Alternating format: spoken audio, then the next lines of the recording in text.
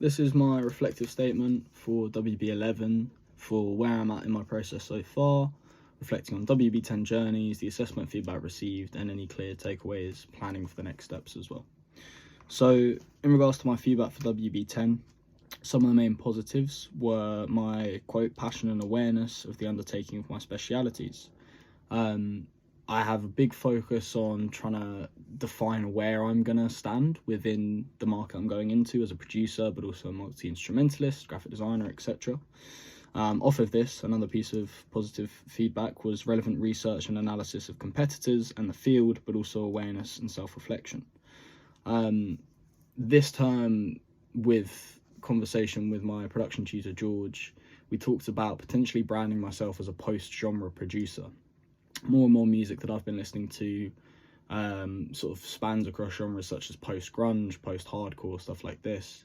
And the more music I'm making, I'm incorporating many different elements from many different genres. One of my USPs is my creative production techniques, incorporating these, specifically the electronic production techniques, incorporating these into different genres that potentially might not typically have these tropes.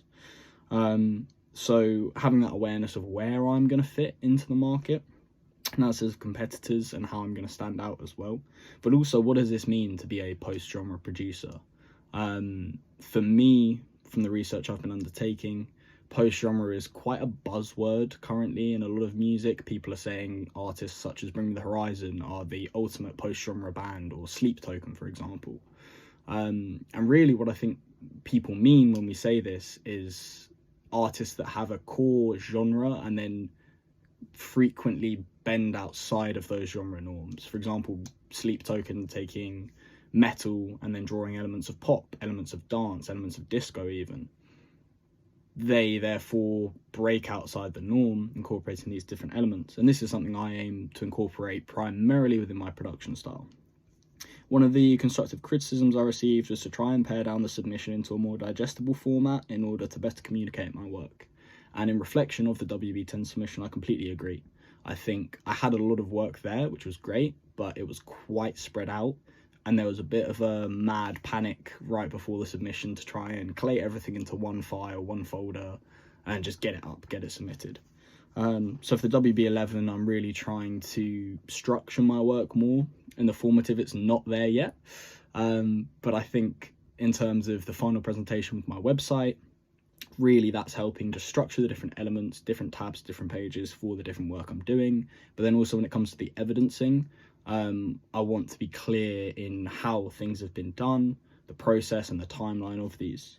Something I know in myself that I could improve upon is this evidencing. So for example, the track analysis and breakdowns I'm submitting for this formative have been done retroactively. They've been done when the track's completed, going back in and explaining I took this sample and then I processed it in this way, or I flipped it, however I've done it. And whilst that still works, it becomes quite lengthy rather than just being cut down and showing the actual process when I first recording my screen or whatever, first getting that sample, filming the entire session and then cutting it down to fit. While I do feel that this can sort of break that creative flow, I think I'm going to try and discover ways that I can do this that enable me to do it subconsciously, whether that's using screen recording software or incorporating a webcam as well, hit record and just ignore it, let go and crack on with the work. So that's definitely an element to improve upon. As well as the presentation, as was noted in my feedback for WB10. And also my social media. I wanted last term to really make an effort to start branding myself and putting myself out there. I made one video for TikTok, posted it, haven't opened the app since. I don't particularly like using social media, but I know that it is the easiest way to market and promote yourself for free. And we are in an industry and a time where it's the most convenient. More and more people are getting discovered and blowing up because of posting one video or, just documenting their process. So that's definitely an element to improve upon. My next steps are to, I've got a checklist uploaded into my Padlet, which references all the to-dos for the WB11 summative. Primarily, booking studio time and recording a sample pack. That's an element I want to incorporate as branding myself as a producer and to have something tangible there that people can investigate and buy, potentially diversifies my income streams as well. My finances, tax and legality. We looked into this in week 4 or 5 of destinations, being a sole trader, but also drafting up creative freelance forms, production agreements and such. And then my post-grad 1-year plan, how this is going to contribute to a 3-year transition from going full-time barista work, which is my job currently, part-time music, hopefully within 3 years rotating that to full-time music work, including graphic design, and part-time barista work. And lastly, evidence in collaboration. There was a sync panel in development week, and Sam Kleins, he works at South Lane Studios and works for Sony Extreme. He was talking about his process of collaborating and how this freed up not only just mental space, but also opportunities for him.